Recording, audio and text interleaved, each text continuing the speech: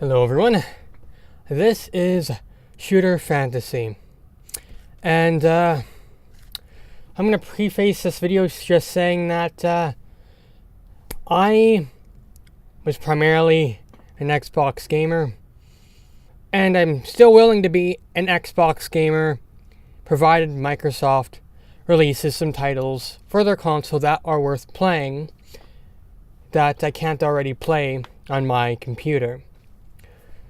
See, I have owned every Xbox from the original. Well, my father, I think, bought the first Xbox that ever existed in my house at the time.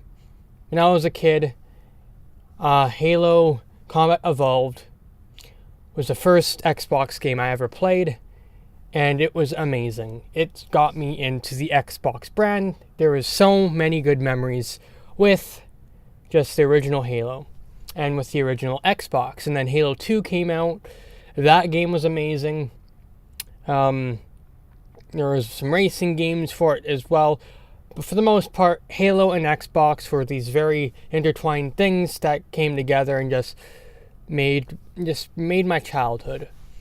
And along the way, ran into Nintendo consoles, and those games are also fun. The Nintendo 64 was my first game console I ever played on. The Xbox was the second game console I ended up playing on in my childhood. And really, it's just, these are brands that are very, very, very, very integral to my childhood. Then the Xbox 360 comes out. Oh yes, there's so many other games too, like Sonic Heroes and stuff I played on the Xbox, but anywho, the 360. So then the Xbox 360 comes out, Halo 3 comes out, and that was amazing. And it's also Halo, the Xbox 360 is when I played a lot, the most amount of games I had ever played. It's when I branched out and played a more diverse range of games. I played games like Halo, Gears of War. I remember playing Gears of War 1, 2, and 3 with my father. And I remember playing online with my friends almost all the time on the Xbox 360, because at that time, the Xbox 360 dominated over the PlayStation. The PlayStation had a shaky launch. The Xbox 360 basically just crushed PlayStation that generation. Of course, the PlayStation wasn't so absolutely crushed that they couldn't compete, but starting out, the Xbox 360 was the go-to console. They were getting early DLC for their games. Yeah, they were getting early DLC before PlayStation 3, people on PlayStation 3. They were getting all these deals. They had paid online, which allowed them to make these deals, and they had more stable servers. It was a smoother experience to play on the Xbox 360 when you wanted to play games.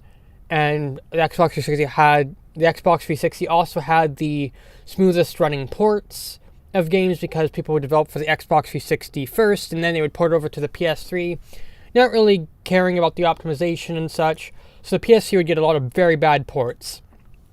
Just the Xbox 360 was the console to play on at the time. And yeah, it's just, and also the 360 is just so integral to my childhood. Played so many great franchises and games on there. It's where I played Assassin's Creed for the first time. I played that entire saga on the Ezio collection, or what's now the Ezio collection. Started off on the 360 and the PlayStation, but the 360 is where I played it. And really, it's just all these games. The 360 was my go-to gaming console. Then the Xbox One comes out, right? The Xbox One is the first console I bought with my own money. And, it was fine. Like, the MCC was a thing when I got it. And honestly, I got my Xbox One because the Final Fantasy 15 Disc-Eye demo had come out. And I'm like, okay, well, I'm going to buy an Xbox One just so I can play this, because I'm really hyped for Final Fantasy 15. Really, the Final Fantasy 15 was the only reason at first I wanted to get an Xbox One. So when a playable demo was announced, so I'm like, okay, this time we're buying an Xbox One. And then I got games like Sunset Overdrive. That game was fun to play. I got Ori and the Blind Forest just because I needed another game to play. And after that, I beat Sunset Overdrive. I played the other games that were available for the Xbox One at the time, and then I kind of, I was thinking maybe getting Grand Theft Auto 5. But then this is when I ended up getting turned to PC gaming. I thought I had this misconception at the time that PC gaming was really expensive to get into. So I was like, you know what? I'm going to try some PC gaming. And I'll return the parts if I don't like it. I'll see what the fuss is about. I built the cheapest thing I could build. It outperformed my Xbox One tenfold. And from there, I kind of fell away from my Xbox One. It's like any game that came out that was a multi-platform, I could get on my computer and play it at better quality than my Xbox One. And with all the sales that Steam has, I can also get my games cheaper. So that's how I kind of started falling away from the Xbox One. But now it looks like other people are starting to fall away from the Xbox brand, and for different reasons. Just the games. The games just aren't there. Like, you've got what? Within the last 3 years, let's think of what games have come out for the Xbox One. We've got, I guess in 2015, Halo 5 came out. And it came out to some mixed reception. The storyline, I think a lot of people agree that Halo 5's story wasn't really... I can't even say it's a bad storyline, but it was a weak storyline as far as Halo is concerned. So, Halo 5 comes out, its campaign is mediocre. The multiplayer, there's lots of people who still play that, but even the multiplayer, I fell out of it. Warzone felt like a cluster, a cluster truck. I don't know. I'm trying not, well, you know what? It was a clusterfuck. Warzone feels like a clusterfuck with microtransactions and all this stuff. And it's just confusing. It's like, okay, should I be focusing on killing the enemy team? Should I be focused on killing these AI players? Oh, I'm in a clash with both of them. Which one do I fight? It's a mess, in my opinion. And then you've got the PvP mode where it's not Warzone. You're just in arenas and you're fighting each other. The maps in there and just the way the maps are designed and they don't feel like Halo. Like, just the way the maps are designed, they do not feel like Halo. They're not very... All the maps were not very vehicle focused. You're just in an arena. You can't really drive any vehicles. And just for me, it wasn't fun. It wasn't really that fun. If you wanted your vehicle heavy combat and stuff, you would have to do Warzone. But Warzone was just not fun for me to play. Halo 5 Forge, on the other hand, the Forge mode of Halo 5 is actually pretty fun. It reminds me of the good old Halo days. You're also able to disable the sprint and the clamber and all that stuff, I think. And Halo 5 Forge is the closest thing to the Halo experience that I enjoy, where I've always liked the sandbox element of Halo. And it's also why Halo Online is doing so well. People like the Halo 3 sandbox. You're not focused on this high mobility BS.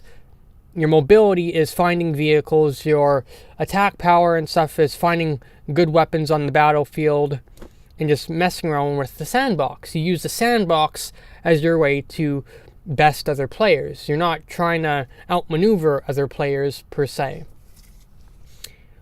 But anywho, so Halo 5 was mediocre. Then we've got Gears of War 4 that came out. And Gears of War 4, you know what? I liked it.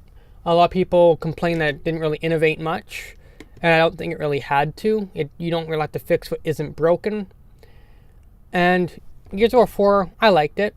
I wouldn't say that playing through it was a waste of time. And I played that on my PC because, sure, you buy it and you own it on PC and the console, but I have seldom actually played Gears of War 4 on my Xbox One. So we've got Halo 5 came out in 2015. Gears of War comes out after Halo 5.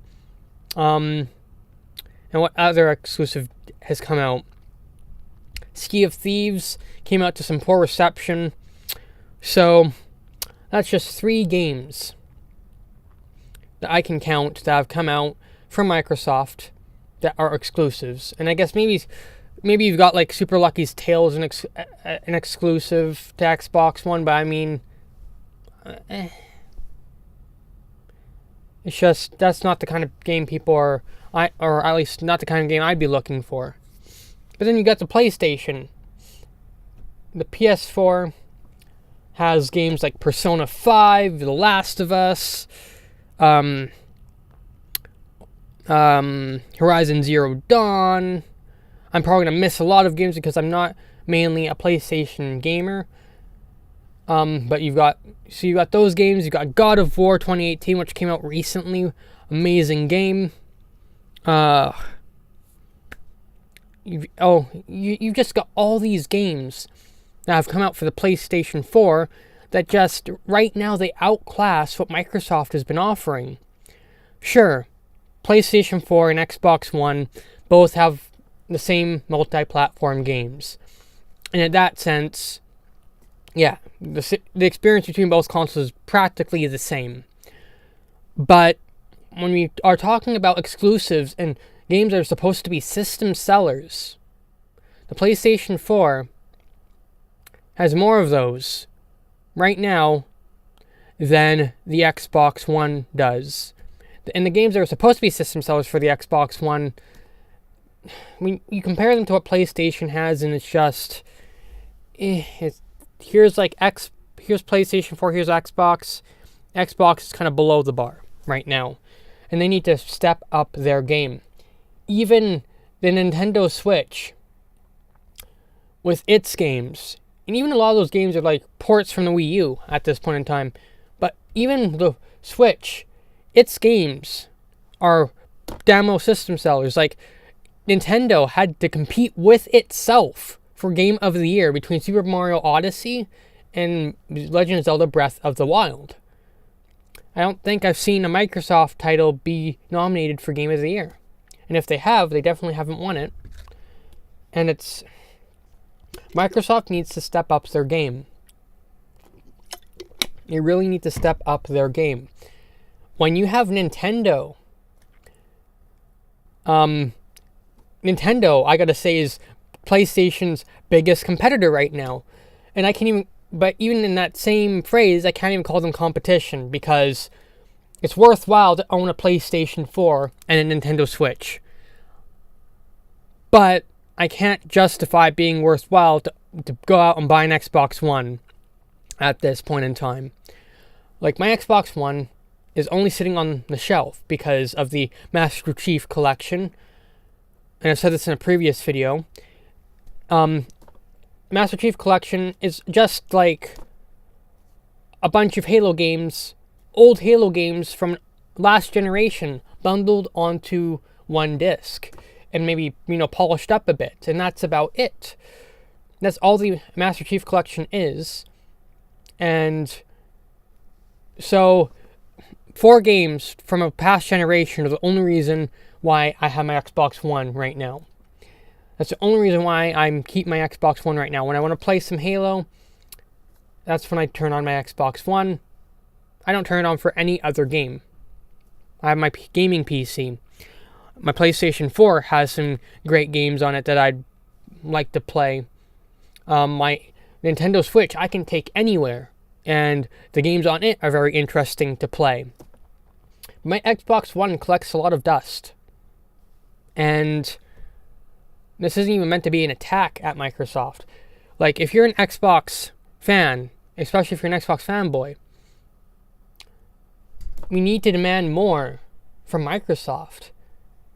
Like, Microsoft is not competing at this point in time. It feels like they're not competing. E3 2018 better have some wicked announcements, or Microsoft, I don't even see them having a console in the future.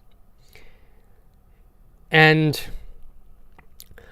it actually pains me to say that, because Microsoft is my Microsoft and their Xbox are my childhood. The Xbox One, the Xbox 360, the original Xbox. These are all consoles that I got because I really like the intellectual properties that Microsoft had. I really like these game series that I've come to know with this line of consoles. And honestly, I hope Microsoft changes and gets into high gear.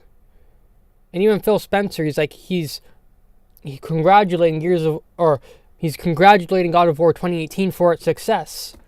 Well, hey, I mean, it's nice to be friendly to the competition, but why aren't we getting the same experiences on the Xbox One? We should be getting the same experiences on the Xbox One. The Xbox brand should be trying to compete with Sony, and right now, they aren't really. The Xbox One X was their only attempt to try and compete with just raw horsepower, and people don't care. They want the games. You can have the most powerful hardware out there, but if you don't got the games, it doesn't matter. And so, I'm rambling at this point. If there's anything I want to just end on, Microsoft. More games, more exclusives that make your console worth playing and buying. If you can do that, you might be able to survive another console generation. I want you guys to. Make it happen. Alright, so that's all I gotta say. If you like this video, feel free to like it. If you got anything to say on the subject, feel free to leave a comment. If you want to keep up with my future content, feel free to subscribe. If you want to be notified of my future content, click the bell notification icon. And if you feel inclined, I do have a Patreon link down below. It's optional, but it is there. But with that all said, I'll see you guys next video or live stream, whichever comes first.